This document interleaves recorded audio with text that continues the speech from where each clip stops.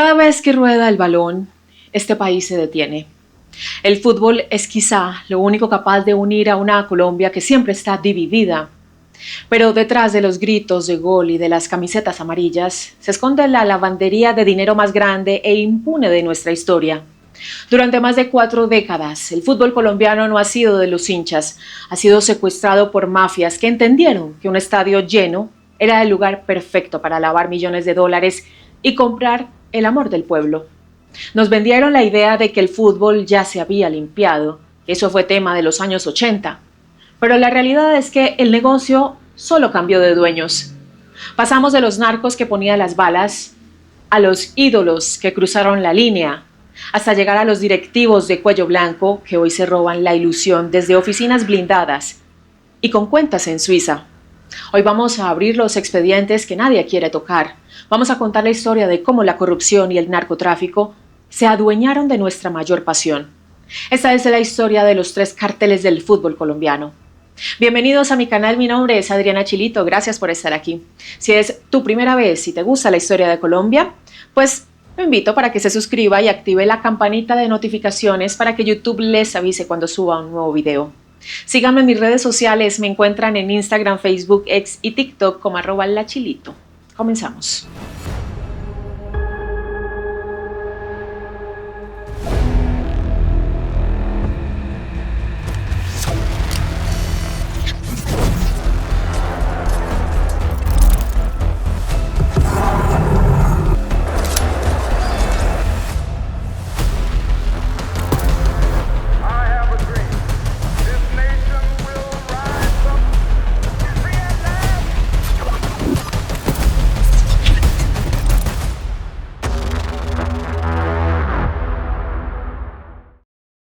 El cartel de los capos. Para entender cómo llegamos a los escándalos de hoy, tenemos que viajar en el tiempo. Años 80. Colombia estaba en llamas, pero irónicamente, nuestra liga de fútbol era la más rica del continente. Los mejores jugadores de Sudamérica aterrizaban en nuestros aeropuertos cobrando sueldos astronómicos. ¿De dónde salía tanto dinero? La respuesta estaba en los palcos VIP, donde unos hombres con bigotes, coltas y maletines llenos de dólares en efectivo empezaron a comprar los equipos grandes como si fueran juguetes de colección. En Medellín, Pablo Escobar no necesitaba firmar actas de junta directiva para ser el dueño absoluto del Atlético Nacional y del Deportivo Independiente Medellín. Para el capo, el fútbol no era solo un pasatiempo, era su maquinaria política y social más perfecta. A través de su programa Medellín sin tugurios, construyó decenas de canchas iluminadas en las comunas más pobres y olvidadas. Él mismo inauguraba los torneos y regalaba los uniformes. Allí, al borde de la cancha de cemento, cazaba los talentos que luego brillarían en sus equipos profesionales y, de paso, se aseguraba la devoción religiosa de miles de jóvenes. Era una paradoja macabra. Con una mano les entregaba un balón como promesa para salir de la pobreza y con la otra les daba un revólver para reclutarlos en su ejército de sicarios. El poder de Escobar llegaba a niveles muy altos. Los ídolos de la época no solo jugaban los domingos en el estadio Atanasio Girardot. Frecuentemente eran subidos a helicópteros y llevados a la hacienda Nápoles. Allí, en una cancha privada impecable, rodeada de animales exóticos, los capos organizaban partidos clandestinos donde el equipo de Escobar se enfrentaba a los jugadores del Cartel de Cali o a los de alias el Mexicano. Eran 90 minutos de juego donde los narcotraficantes apostaban en efectivo, sobre la mesa, más de $2 millones por partido. El clímax de esta locura llegó en 1989, cuando Nacional hizo historia al levantar la Copa Libertadores. Pero esa gloria continental estuvo envuelta en terror. Ya no hablamos de simples rumores, sino de confesiones que salieron a la luz años después. Como el crudo testimonio del árbitro argentino Carlos Espósito, quien relató lo que vivió la noche antes de pitar la semifinal en Medellín. Un grupo de sicarios reventó a patadas la puerta de su habitación en el hotel. Entraron apuntándoles a la cabeza con ametralladoras, arrojaron un maletín repleto de miles de dólares sobre la cama y les dieron una orden directa que les heló la sangre. Nacional tiene que ganar. Tomen la plata, porque si no, De aquí no salen vivos.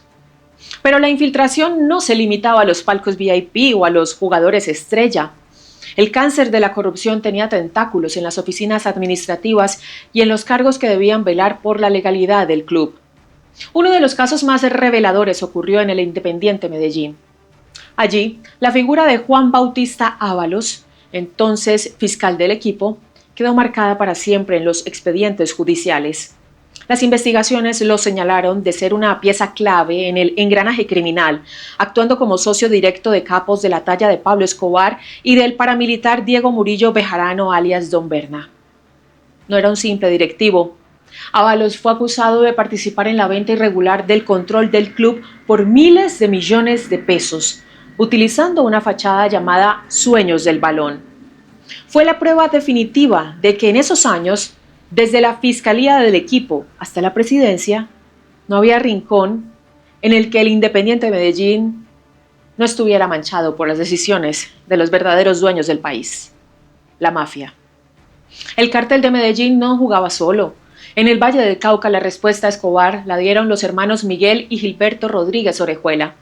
Mientras Gilberto era el cerebro financiero del cartel, Miguel era un fanático obsesivo que manejaba el América de Cali como el patio de su casa. A punta de chequera, decidieron armar el Real Madrid de Sudamérica. El poder adquisitivo de los señores de Cali era tan monstruoso que en 1979 invitaron a la ciudad al joven Diego Armando Maradona. Lo sentaron en una reunión privada y le pusieron sobre la mesa una oferta irreal para la época. $1 millón en efectivo y lujos ilimitados para que se pusiera la camiseta escarlata. Y aunque Maradona prefirió el fútbol argentino, el cartel no escatimó un solo centavo. Armaron una selección continental comprando los pases de superestrellas como el arquero argentino Julio César Falcioni, el goleador Ricardo Gareca, el paraguayo Roberto Cabañas y dieron el golpe más grande en la historia del país al comprar al ídolo nacional Willington Ortiz en una transferencia multimillonaria. El interior de ese club era un derroche surrealista. Los jugadores no sabían que era un cheque rebotado o un salario atrasado.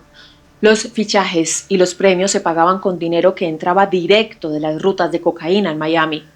Varios exjugadores han relatado cómo después de ganar un clásico importante, eran citados en las oficinas del Grupo Radial colombiano o en las bodegas de la cadena Drogas La Ribaja, ambas empresas fachadas del cartel. Allí, en cuartos cerrados, abrían tulas de lona y bolsas de basura repletas de dólares, entregando bonos en efectivo que podían superar los $5,000 por cabeza solo por ganar un partido de domingo. Con esta inyección masiva de dinero ilícito, el equipo escarlata aplastó a sus rivales y logró un récord que aún sigue vigente: el famoso pentacampeonato, ganando 5 ligas consecutivas entre 1982 y 1986. Sin embargo, la historia tiene un giro irónico. Su mayor obsesión era la Copa Libertadores. Y a pesar de llegar a 3 finales consecutivas en esa década, el equipo financiado por el imperio criminal más sofisticado del mundo nunca pudo levantar el trofeo en los 80, demostrando que, aunque los capos podían comprar a los mejores jugadores del continente, había cosas en la cancha que los dólares del narcotráfico jamás pudieron controlar. Caso Cocorico. Pero el lavado de dinero no siempre venía en caletas enterradas en el campo. A veces llegaba en maletines que salían de las oficinas de empresas que todos considerábamos de familia. Uno de los capítulos más irónicos y polémicos de esa historia tiene como protagonista a la cadena de restaurantes Cocorico. Durante años, la familia Garcés, dueños de esta gigante de la industria avícola, tomó las riendas del Independiente Santa Fe. Lo que empezó como la gestión de una familia empresarial respetada, terminó convertido en un dolor de cabeza institucional.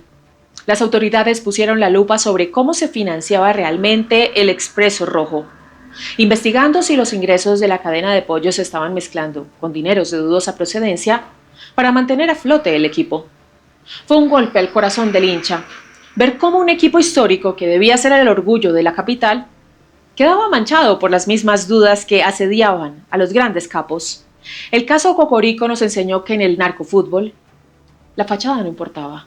Si la empresa era un restaurante de comida rápida o una bodega de químicos, el objetivo era el mismo: usar el escudo del equipo para limpiar la plata que no podía entrar por la puerta grande de los bancos.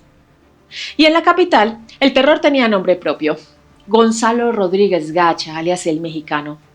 El temido ministro de guerra del cartel de Medellín, quien hizo exactamente lo mismo con Millonarios.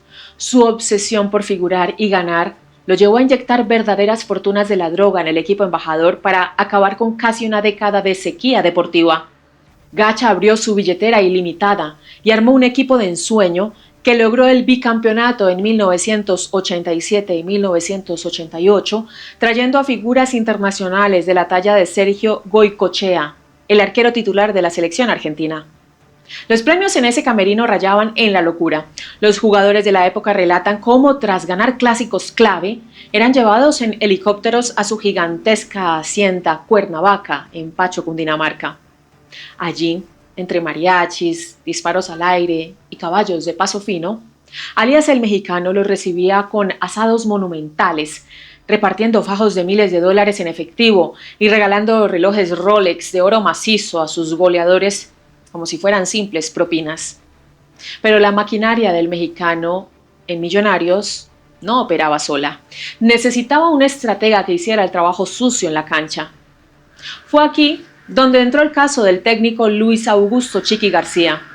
La gran polémica que persiguió su exitoso paso por el club embajador estalló años después, cuando su colega, el técnico Jorge Luis Pinto, lo acusó de frente de ser el gran orquestador de la corrupción, comprando árbitros y jugadores rivales para asegurar el bicampeonato de 1987 y 1988.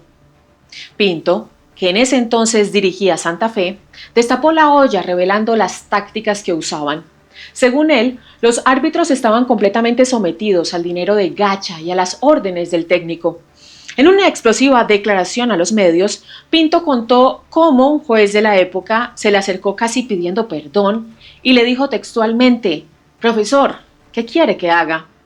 Si nosotros nos le vendíamos a toda hora al señor Chiqui García, ¿qué quiere que haga? Y él nos amenazaba a nosotros». ¿Y qué pasó con el Chiqui después de semejante escándalo? Pues en la Colombia de esa época, la justicia miró para otro lado. A pesar de las gravísimas denuncias de amaño de partidos, García nunca fue condenado ni sancionado por esto. Por el contrario, su carrera despegó.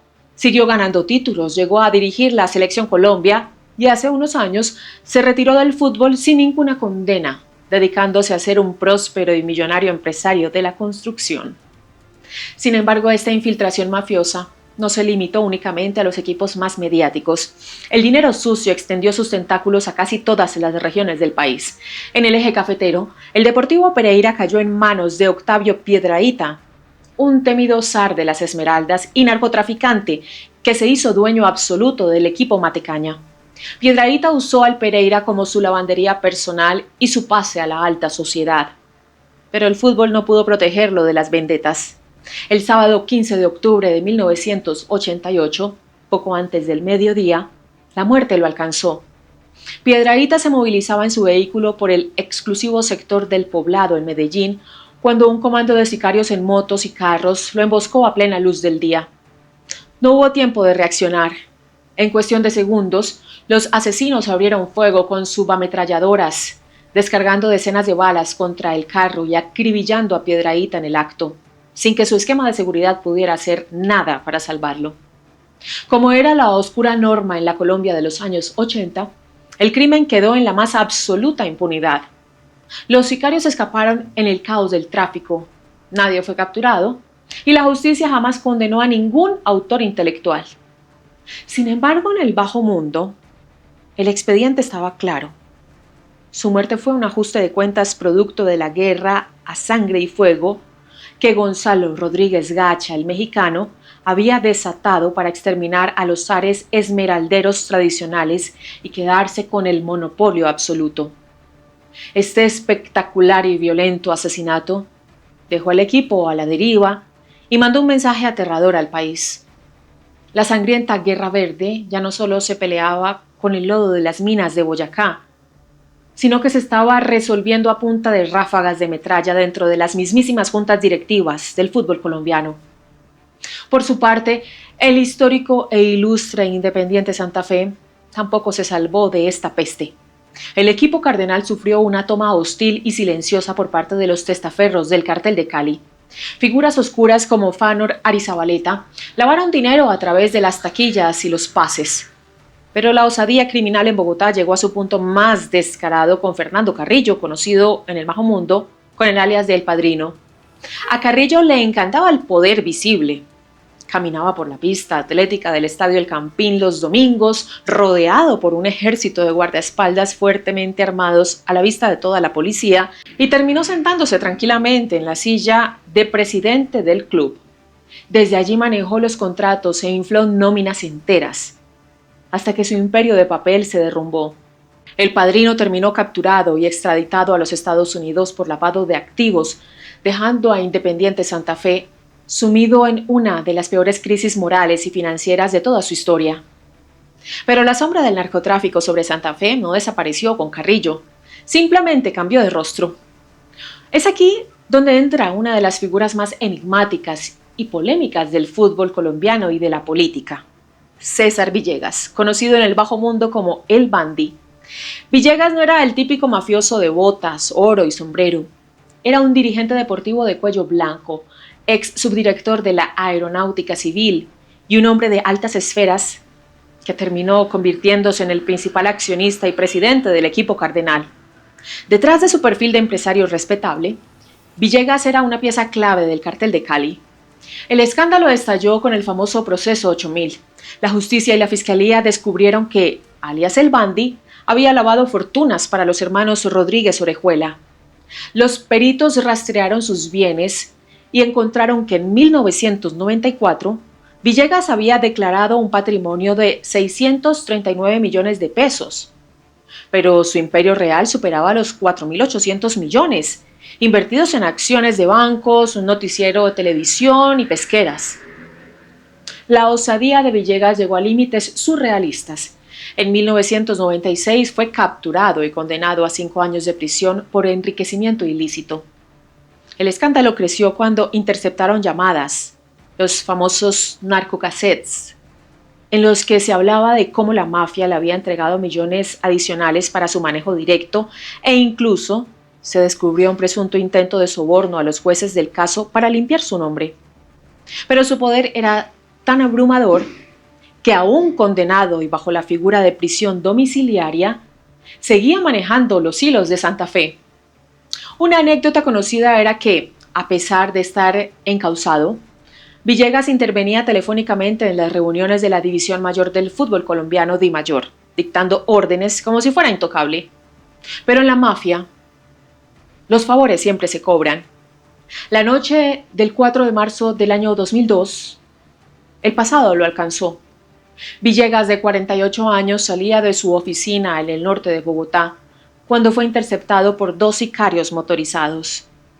Fiel al clásico y cobarde estilo de la mafia, los asesinos abrieron fuego, propinándole 10 impactos de bala a quemarropa.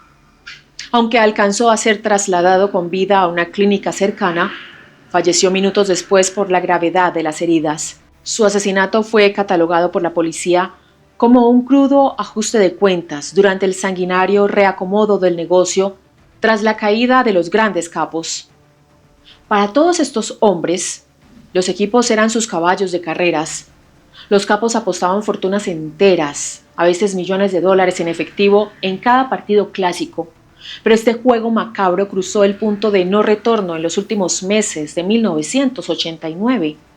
El detonante ocurrió el 26 de octubre, en un tenso partido entre el América de Cali y el Independiente Medellín. Faltando pocos minutos para el final, el árbitro bolivarense Álvaro Ortega tomó una decisión que le costaría la vida. Anuló un gol de chilena del jugador Carlos Castro del Medellín. El partido terminó 3-2 a favor del equipo de los hermanos Rodríguez Orejuela.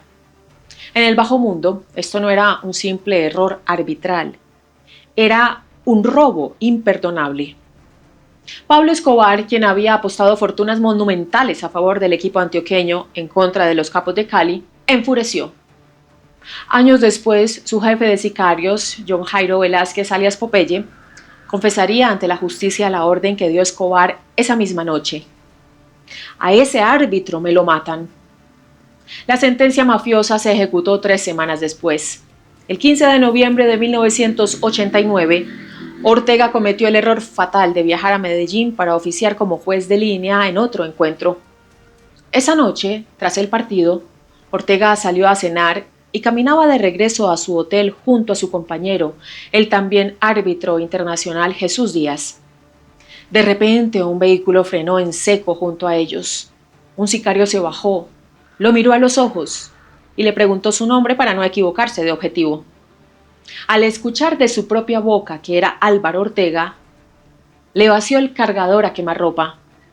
9 balazos terminaron con su vida en el asfalto. Ese fue el día en que el Estado colombiano tuvo que rendirse. Ante la magnitud del terror y la indignación internacional, el gobierno y la DIMAYOR tomaron una decisión sin precedentes en la historia del deporte mundial. El campeonato profesional de 1989 fue cancelado por completo. Ese año no hubo campeón, no hubo vuelta olímpica y la estrella quedó desierta. El balón literalmente se había manchado de sangre. Los capos demostraron que, más allá de la ley, ellos eran los verdaderos y únicos dueños de las reglas. La caída de los capos. La caída de estos zares del fútbol fue tan violenta y estruendosa como su propio ascenso. El primero en caer fue Gonzalo Rodríguez Gacha. Apenas un mes después de la cancelación del torneo del 89, comandos de élite de la policía lo persiguieron hasta Tolú y lo acribillaron desde un helicóptero artillado. Con su muerte, la llave de los millones para Millonarios se cerró de golpe y el equipo pasó de la opulencia a una profunda crisis. 4 años después, en diciembre de 1993, el implacable bloque de búsqueda cazó a Pablo Escobar, abatiéndolo en un tejado de Medellín y poniéndole punto final a la chequera ensangrentada que financiaba al fútbol antioqueño. Y los intocables señores del Cartel de Cali no corrieron con mejor suerte. En 1995, el Estado los acorraló. Gilberto fue sacado en ropa interior de una caleta secreta detrás de un armario y Miguel fue capturado poco después.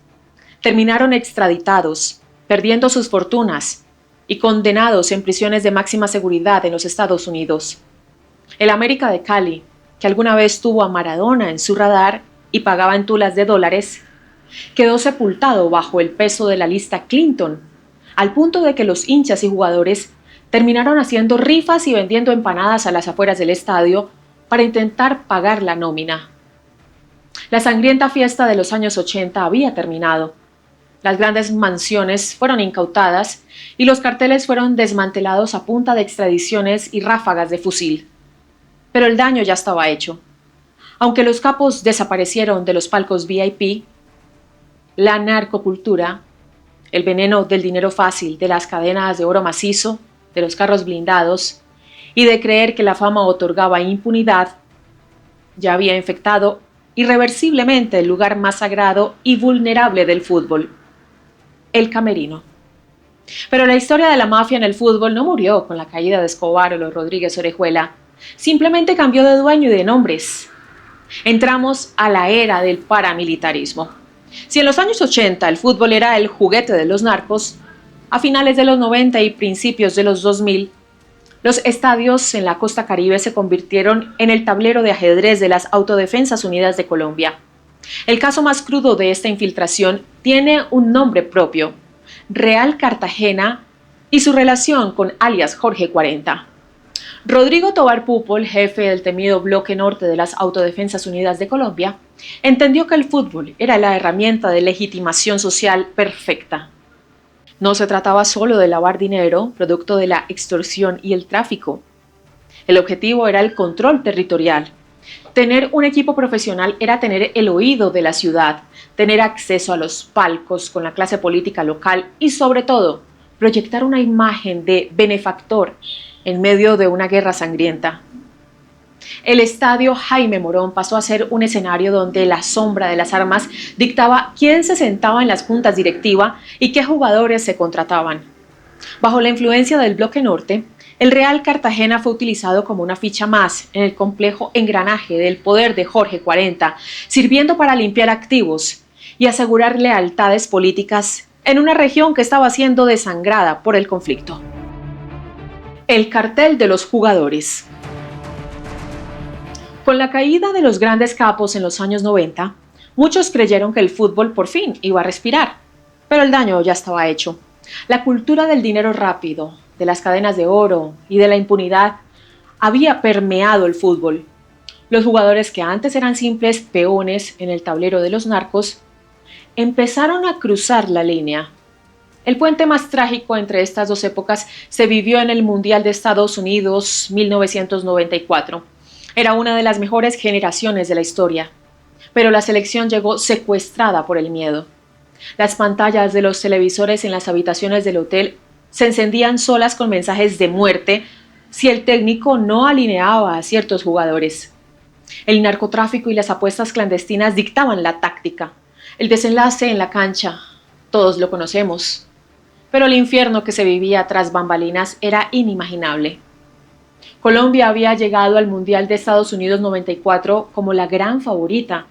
Habían humillado 5-0 a Argentina en las eliminatorias y hasta Pelé los daba como próximos campeones del mundo.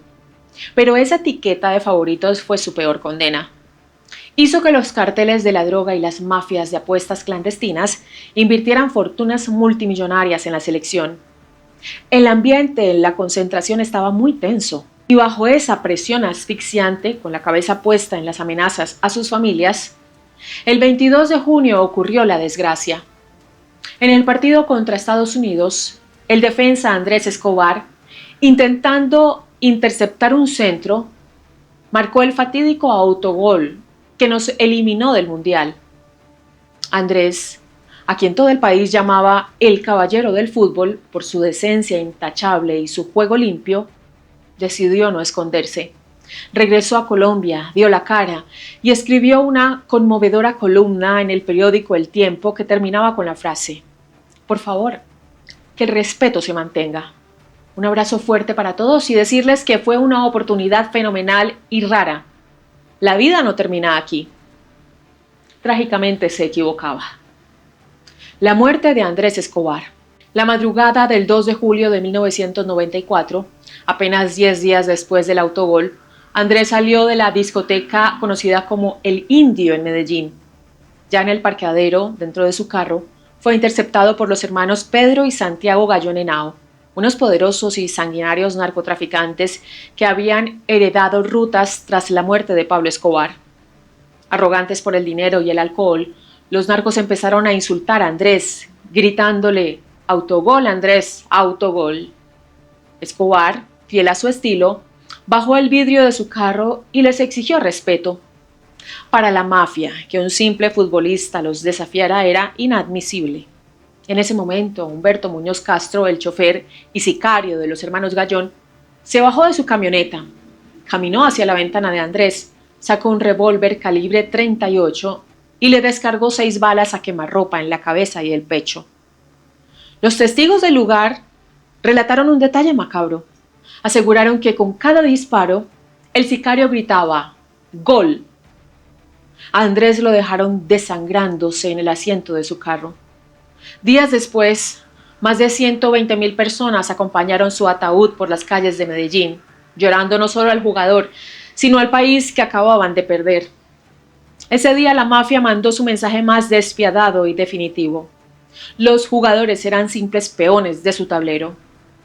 Había quedado trágicamente claro que la vida del ídolo no valía una sola bala si su error en la cancha les había hecho perder dinero en las apuestas clandestinas. Pero Andrés no fue el único gran nombre de esa selección marcado por el narcotráfico. Otros, en lugar de ser víctimas, se acercaron al fuego por voluntad propia. Y aquí tenemos que hablar del mítico René Higuita, el arquero que inventó el escorpión. No solo atajaba balones, también se movía con una confianza peligrosa en el mundo de los capos.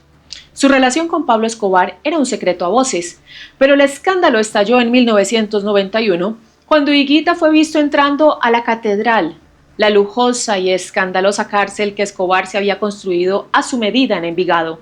Cuando la prensa lo acorraló, René, con total tranquilidad, no lo negó.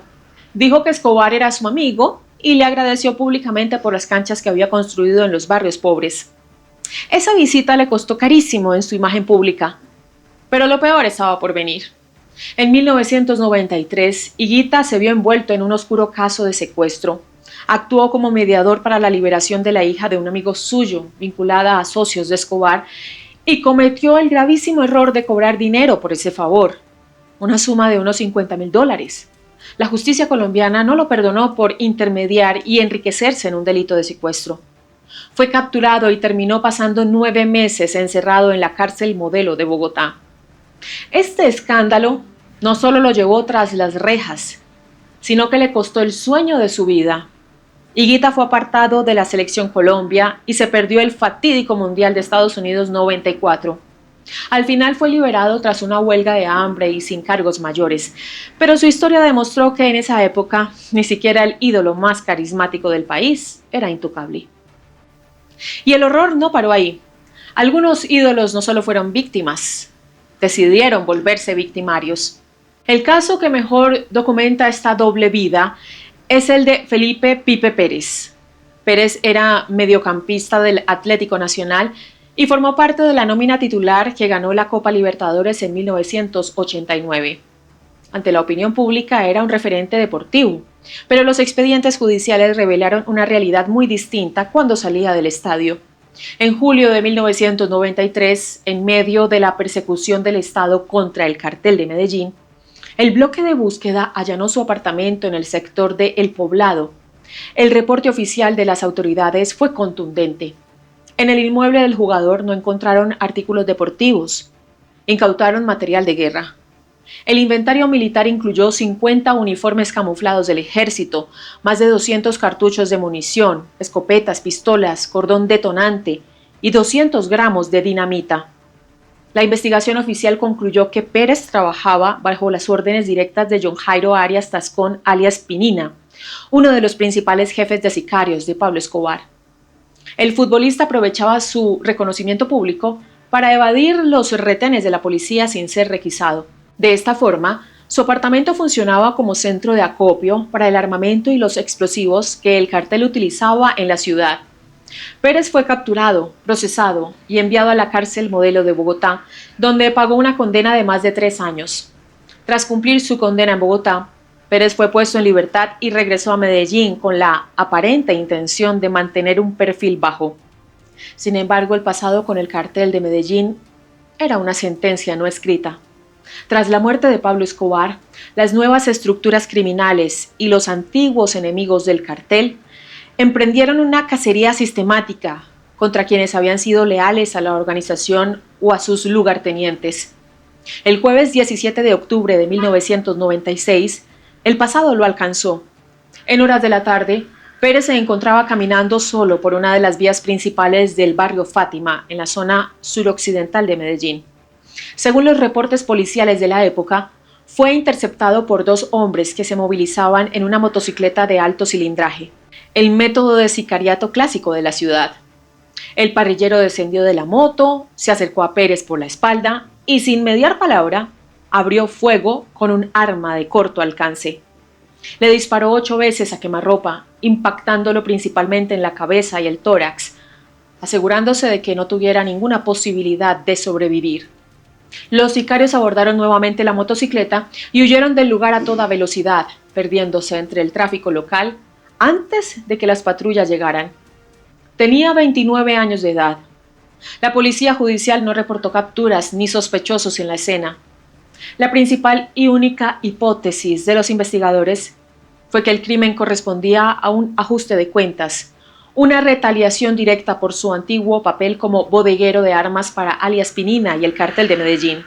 El expediente del homicidio de Felipe Pérez nunca se resolvió.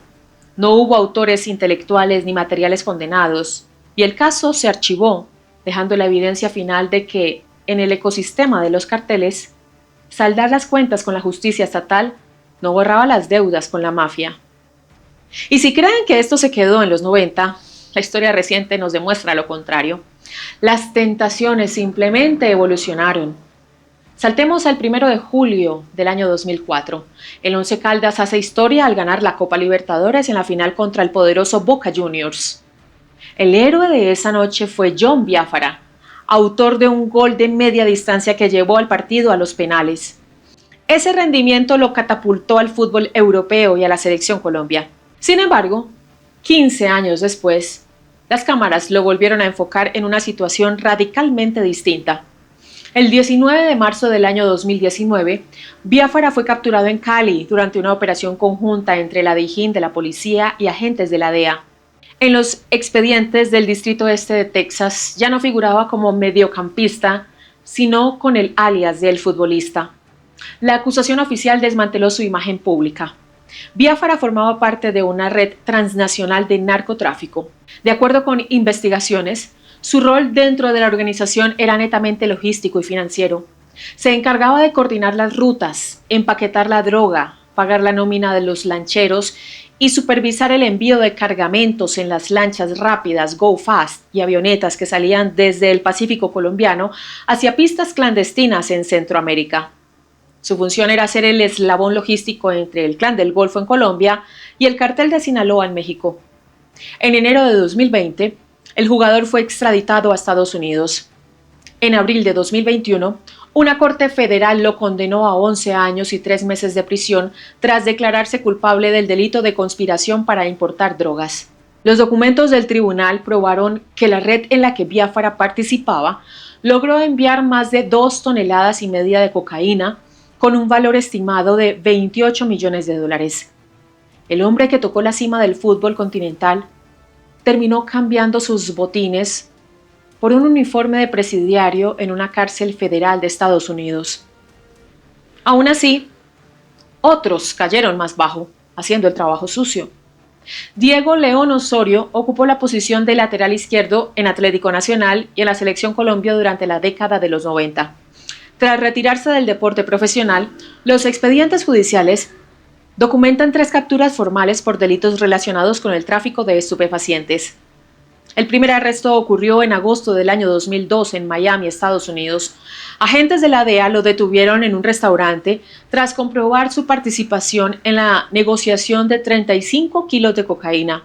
Por este caso, la justicia estadounidense le impuso una fianza y tras un acuerdo fue sentenciado a libertad bajo supervisión y trabajo comunitario. 14 años después, el 12 de octubre del año 2016, fue detenido en el Aeropuerto Internacional José María Córdoba de Río Negro, en Antioquia. Osorio intentaba abordar un vuelo comercial con destino a Madrid, España. Durante el control de pasajeros, la policía antinarcóticos descubrió que el exjugador llevaba 1.145 gramos de cocaína envueltos en plástico y adheridos a su zona genital con cinta médica. Tras aceptar los cargos, un juez de Antioquia emitió en 2019 una condena de 5 años de prisión domiciliaria. El 8 de abril del año 2023, Osorio fue capturado por tercera vez en el mismo aeropuerto de Río Negro, operando bajo la misma modalidad y con el mismo destino europeo. Durante la inspección de seguridad, las autoridades detectaron irregularidades en su equipaje. Al revisar sus pertenencias, la policía halló 1.849 gramos de cocaína que habían sido camuflados en el interior de las plantillas de varios pares de zapatillas deportivas. Y hay muchos más casos. Incluso ídolos internacionales como Mauricio Chicho Serna terminaron manchados. El exjugador de Nacional y figura intocable en Boca Juniors se vio envuelto en un mega escándalo en Argentina. La justicia lo acusó de participar en una red de lavado de activos inmobiliarios y gastronómicos. Sus socios en este entramado, la viuda y el hijo de Pablo Escobar, lavándole el dinero a un narcotraficante conocido con el alias de Mi Sangre. Mauricio Serna fue procesado por la Justicia Penal Económica de Argentina. En 2018, la Unidad de Información Financiera y la Fiscalía de ese país lo acusaron formalmente del delito de lavado de activos. El expediente judicial documentó su participación en una red estructurada para ingresar fondos ilícitos al sistema financiero argentino a través de inversiones inmobiliarias y proyectos gastronómicos, incluyendo el tradicional Café de los Angelitos en Buenos Aires. Los registros de la investigación señalaron que los intermediarios directos de esta operación fueron María Isabel Santos y Juan Sebastián Marroquín, las identidades legales asumidas por la viuda y el hijo de Pablo Escobar tras radicarse en Argentina. Según los documentos oficiales de la Corte, la estructura lavó más de $3 millones pertenecientes al narcotraficante colombiano José Byron Piedrahíta Ceballos. Las pruebas aportadas por los investigadores establecieron que la participación de Serna consistió en realizar permutas inmobiliarias cruzadas en el año 2008. El informe financiero demostró que el exjugador le entregó varias propiedades que poseía en Argentina a Piedrahíta Ceballos y al empresario argentino Mateo Corvo Dolcet. El paquete inmobiliario incluía una casa en el exclusivo Club de Campo San Diego, ubicada en la zona de Moreno, un lote y 2 departamentos amoblados. A cambio, Serna recibió propiedades de Piedrahíta en Colombia. Esta maniobra contable de intercambio de bienes, registrada en notarías de ambos países, fue el mecanismo técnico que le permitió al narcotraficante justificar el ingreso de su capital ilícito al circuito legal y bancario argentino. Pero no todos los casos en el fútbol terminaron con pruebas condenatorias. Algunos fueron el ejemplo de cómo el estigma y la sombra de la mafia podían perseguir incluso a las leyendas más grandes. Hablemos ahora de Freddy Rincón, el coloso de Buenaventura, quien tras regalarnos el gol más importante de nuestra historia contra Alemania, terminó viviendo su propio calvario judicial. En 2007, su nombre se vio salpicado en un proceso internacional que parecía sacado de una película. La Fiscalía de Panamá lo acusó de ser testaferro de Pablo Rayo Montaño, un temido capo del narcotráfico que controlaba redes en el Pacífico. El caso estalló cuando las autoridades lo señalaron por presunto lavado de activos, alegando que Rincón había invertido capital en negocios de pesca y náutica, que según la justicia panameña, eran fachadas para la organización de Rayo Montaño. Rincón, que siempre sostuvo su inocencia, tuvo que enfrentar una pesadilla legal que incluyó su captura en Brasil y una circular roja de la Interpol que lo persiguió durante años. El coloso pasó 4 meses detenido en Brasil mientras intentaba limpiar su nombre en medio de un proceso que se volvió eterno. Finalmente, en 2016, un juzgado panameño lo absolvió de todos los cargos de narcotráfico y blanqueo, demostrando que su patrimonio provenía de su exitosa carrera profesional. Los jugadores que buscaron la vía rápida terminaron extraditados, presos o muertos. Pero mientras las autoridades y los medios tenían los ojos puestos en los futbolistas y en los capos, en las altas oficinas del fútbol se estaba gestando un robo aún mayor. Un robo sin balas, sin sicarios y amparado por la ley. Era el turno. El cartel de la corbata. Llegamos al siglo XXI. Los grandes capos de los 80 ya no estaban sentados en los palcos VIP. Gonzalo Rodríguez Gacha, el mexicano, dueño en la sombra de Millonarios, había sido dado de baja a tiros desde un helicóptero policial en diciembre del año 1989. A Pablo Escobar, el mecenas oscuro del fútbol antioqueño, lo acribillaron en un tejado de Medellín en 1993. Y los hermanos Miguel y Gilberto Rodríguez Orejuela, que armaron el poderoso América de Cali, terminaron capturados y extraditados, condenados a morir de viejos y enfermos en prisiones de máxima seguridad en los Estados Unidos. Con la muerte y captura de los narcos, a los clubes les llegó el agua al cuello. La fiesta del dinero infinito se acabó por culpa de la temida lista Clinton. Para los que no lo saben, la lista Clinton no era un simple reporte de antecedentes.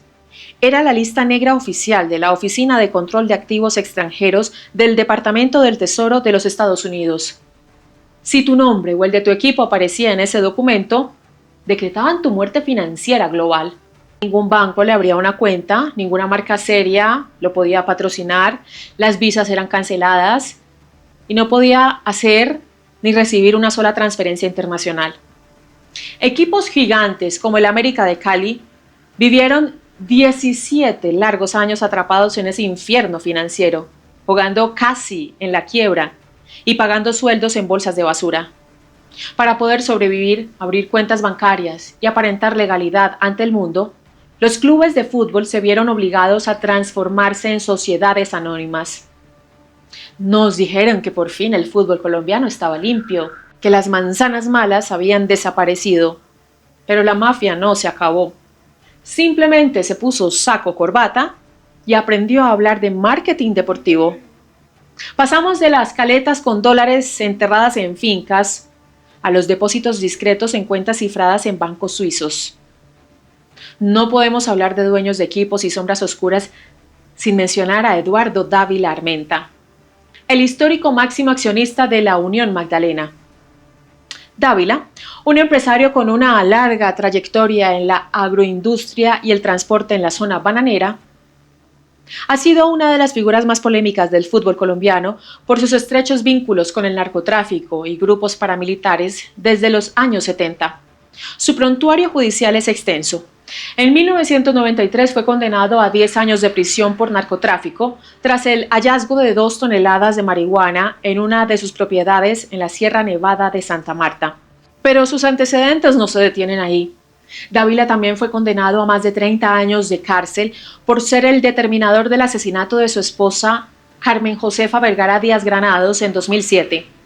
A pesar de estas graves sentencias, el dirigente ha logrado mantener el control sobre la Unión Magdalena, incluso desde la prisión o bajo medidas de casa por cárcel, protagonizando escándalos mundiales por presuntos amaños de partidos para lograr el ascenso del equipo. Su influencia ha sido tal que, a pesar de las constantes investigaciones y capturas, ha logrado seguir presente en la esfera pública del fútbol, recordándole al país que en algunos clubes la jerarquía no se mide por trofeos, sino por quien tiene el control absoluto y los medios para imponer sus reglas. Otro de los casos más oscuros de esa transición fue el de Gustavo Upegui, el histórico patrón del Envigado Fútbol Club. Upegui no era un aparecido, creció en el mismo barrio que Pablo Escobar y de hecho fue su amigo de la infancia. Con el tiempo se convirtió en su socio, en un hombre clave de la temida oficina de Envigado e incluso en el encargado de conseguirle animales exóticos para la hacienda Nápoles. Sin embargo, ante el país, Upegui se presentaba como un altruista dirigente deportivo. Bajo su mando, el Envigado Fútbol Club se transformó en la famosa cantera de héroes, la fábrica de talentos que descubrió y lanzó al estrellato a jugadores de talla mundial como James Rodríguez, Juan Fernando Quintero, Freddy Guarín y Dorlan Pavón. Pero la doble vida de Upegui no podía durar para siempre. El 3 de julio del año 2006, la violencia que él mismo ayudó a sembrar le tocó a su puerta. Un grupo de sicarios fuertemente armados, disfrazados con uniformes de la policía, irrumpió en su finca en San Jerónimo, Antioquia, y lo asesinó a sangre fría. Su muerte fue producto de una brutal vendetta interna de la oficina de Envigado, ordenada por alias Danielito, quien quería quedarse con el control absoluto de la estructura criminal. A pesar de su asesinato, la sombra del narcotráfico siguió persiguiendo al equipo.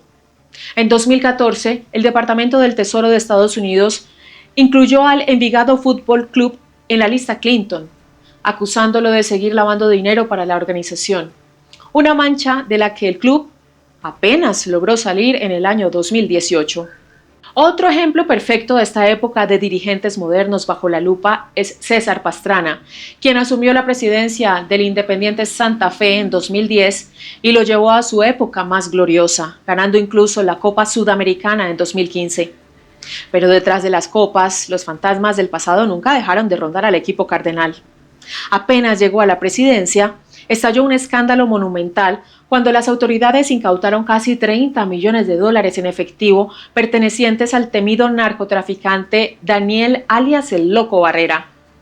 Según el propio director de la policía en esa época, general Oscar Naranjo, no había ninguna duda de que parte de esos narcodólares habían entrado a financiar a Santa Fe a través de testaferros. Pastrana tuvo que salir a apagar el incendio, asegurando que si la mafia los financiara, no tendrían millonarios déficits y afirmó que los libros contables estaban abiertos para cualquier investigación. Pero ese fue solo el principio. En 2015, a días de jugar la final continental, un exdirectivo del propio club, Edgar Cortés, lanzó una bomba en televisión nacional acusando a Pastrana. Supuesto cobro de comisiones ilegales a los jugadores, lavado de activos y hasta el amaño de un partido contra el Real Cartagena en 2011 para asegurar la clasificación del equipo. Aunque la DIMAYOR terminó archivando esa investigación por falta de pruebas, el ruido nunca cesó.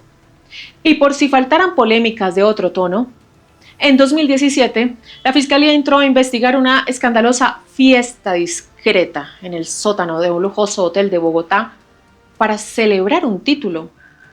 Una celebración descontrolada, supuestamente con la presencia de directivos, varios jugadores extranjeros y 22 trabajadoras sexuales, que terminó en una grave denuncia y el rumor de que el club habría intentado pagar 1.500 millones de pesos por el silencio de la víctima. Para entender este nuevo cartel, hay que hablar del terremoto que sacudió al mundo del deporte en 2015, el famoso FIFA Gate. Mayo de 2015 en Zúrich, Suiza. La policía entra de madrugada y saca esposados a los máximos jerarcas del fútbol mundial, cubriéndose los rostros con sábanas. El FBI y el Departamento de Justicia de los Estados Unidos habían destapado que la FIFA y la CONMEBOL operaban literalmente como una mafia internacional. Durante décadas cobraron sobornos multimillonarios a empresas de marketing a cambio de entregarles a dedo los derechos de transmisión por televisión de los torneos más importantes como la Copa América. Y justo en el centro de ese huracán estaba el hombre fuerte de Colombia, Luis Bedoya. Durante años Bedoya fue el presidente intocable de la Federación Colombiana de Fútbol, pero cuando vio que el FBI empezó a tumbar las puertas de sus colegas, el pánico lo consumió. En noviembre de 2015, de manera sorpresiva, renunció a la federación y tomó un vuelo sin retorno a Nueva York. No iba a defenderse, iba a entregarse. El 12 de noviembre de 2015, en una corte federal de Brooklyn, Luis Bedoya firmó un acuerdo de culpabilidad con el Departamento de Justicia de Estados Unidos. Los cargos formales que aceptó fueron conspiración para fraude electrónico y asociación ilícita. Durante su confesión, detalló la mecánica de una red de sobornos que operó de manera ininterrumpida entre 2007 y 2015. El esquema criminal se centró en la venta de los derechos de transmisión por televisión y marketing de la Copa América, incluyendo la lucrativa edición centenario de 2016. Para monopolizar estos contratos, sin ningún tipo de competencia, tres grandes empresas del marketing deportivo, Fullplay, propiedad de los argentinos Hugo y Mariano Jenkins, Torneos y Competencias, dirigida por Alejandro Bursaco, y la brasileña Traffic, se fusionaron para crear una empresa fachada registrada bajo el nombre de Datiza. Los expedientes del caso demostraron que Datiza acordó distribuir más de $100 millones en sobornos entre la cúpula de la CONMEBOL. Dentro de esta estructura, Bedoya formaba parte de lo que en la investigación se denominó el Grupo de los Seis, un bloque conformado por los presidentes de las federaciones de Colombia, Ecuador, Perú, Bolivia, Venezuela y Paraguay. Según los testimonios bajo juramento entregados por Bedoya y Bursaco, la red le asignó a cada presidente de este grupo un pago fijo de $1 millón anuales, cifra que recibían como soborno base y que aumentaba dependiendo de los torneos. La red operaba con un blindaje financiero sofisticado para evadir a las autoridades. Las coimas jamás ingresaban al sistema bancario de Colombia. Los empresarios utilizaban intermediarios financieros para redactar contratos ficticios de servicios de consultoría. Con esa justificación en papel, el dinero se movía mediante transferencias electrónicas que transitaban por cuentas corresponsales en Wall Street, Nueva York, hasta aterrizar en una cuenta secreta que Bedoya había abierto a su nombre en una sucursal bancaria en Suiza. Como parte de su acuerdo para reducir su condena, Bedoya entregó los extractos bancarios de estas transferencias y aceptó ceder a las autoridades estadounidenses todos los fondos alojados en su cuenta en Suiza. En 2017 subió al estrado como testigo principal del gobierno, explicando ante el jurado cómo las negociaciones de estos pagos ilícitos se pactaban a puerta cerrada en las suites de lujosos hoteles en Buenos Aires y Miami. Pero si creen que ver a su máximo jefe frente al FBI fue suficiente para limpiar la casa en Colombia, Escuchen bien cómo los directivos que heredaron el poder decidieron robarle descaradamente al hincha de a pie. Llegaron las eliminatorias para el Mundial de Rusia 2018. El país entero quería ver a la selección. Sin embargo, cuando salían a la venta las boletas por internet, la página colapsaba mágicamente y las entradas aparecían agotadas en cuestión de minutos, no, de segundos, dejando a millones de fanáticos frustrados. Nos dijeron que era un récord de ventas, un exceso de pasión. Era mentira. Fue un desfalco milimétricamente planeado por la cúpula de la federación, liderada por su actual presidente Ramón Yesurún y el vicepresidente Álvaro González Alzate. Este oscuro episodio es conocido judicialmente como el cartel de la boletería. El engaño funcionó así. La federación firmó un contrato de exclusividad con la empresa Ticket Shop para que fuera la única encargada de vender las boletas al público. Pero Ticket Shop era parte de la fachada. En secreto, los directivos ordenaron desviar más de 42.000 boletas de los partidos más apetecidos, incluyendo el crucial Colombia contra Brasil. En lugar de venderlas al precio oficial, se las entregaron por debajo de la mesa a una segunda empresa llamada Tu Ticket Ya, que había sido creada por empresarios aliados. El objetivo de Tu Ticket Ya era simple: acaparar las entradas y revenderlas en el mercado negro, cobrándole a los hinchas hasta un 300% más de su valor real. Jugaron con la ilusión del país entero para montar el negocio de reventa más grande y descarado de nuestra historia. La Superintendencia de Industria y Comercio descubrió los correos ocultos, las planillas de Excel adulteradas y los chats de WhatsApp donde se repartían las boletas VIP. La Superintendencia confirmó el cartel y les impuso una multa histórica de más de 18.000 millones de pesos tanto a las empresas fachada como a Yesurún, a González Alzate y a la propia federación. Se revelaron las pruebas documentales de cómo estafaron a su propia fanaticada, cómo se enriquecieron usando el escudo de la selección. Pero asombrosamente, pagaron las multas con el dinero de la entidad y la cúpula del poder se mantuvo atornillada en sus sillas. Nadie los movió. Esto demostró que en el fútbol colombiano, la ética es un simple artículo de lujo que se compra y se vende. Conclusión. Mientras hoy celebramos los golpes en este Mundial de 2026, mientras las calles se visten de amarillo, azul y rojo, es nuestro deber recordar que el fútbol en Colombia sigue secuestrado por unos pocos. Los capos de los años 80 compraron los equipos a punta de armas y sangre. Hoy, el cartel de la corbata monopoliza los contratos, se reparte las utilidades a puerta cerrada y maneja el deporte más popular del país como una caja menor privada.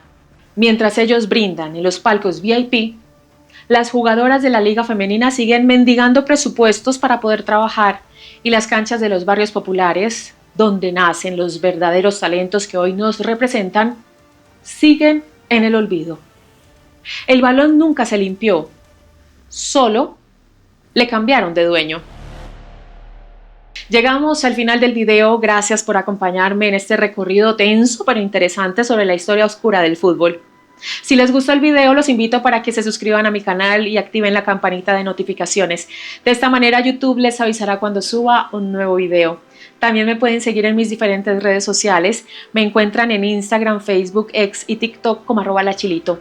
Déjenme en la caja de comentarios qué otro escándalo de corrupción quieren que investiguemos en nuestro próximo video. También coméntenme qué otro escándalo relacionado con el fútbol se me pasó o ustedes saben. Complementemos este video. Saludos a los suscriptores y a los miembros. Hoy voy a enviar un abrazo grande a Alejandro Ángel. Gracias, Alejandro, por hacer parte de esta hermosa comunidad. Los quiero mucho a todos y nos vemos en un próximo video. Hasta pronto.